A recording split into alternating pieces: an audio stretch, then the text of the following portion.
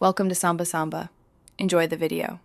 You start by launching clips and granting camera, microphone, and photos access so the app can save and record reliably. Once done, pick your aspect ratio, 16, 9 for landscape, 1 for social, vertical for stories, because that fixes framing early.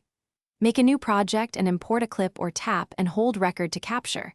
This first clip sets pacing and tone. Make sure to keep clips short at first, so editing stays simple, and you can see how automatic timing behaves.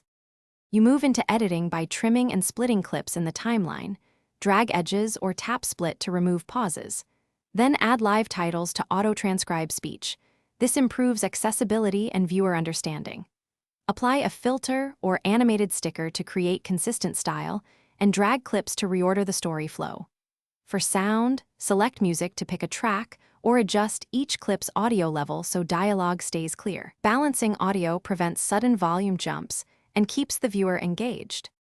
You finish by tapping share, choosing save video or a destination like messages or social.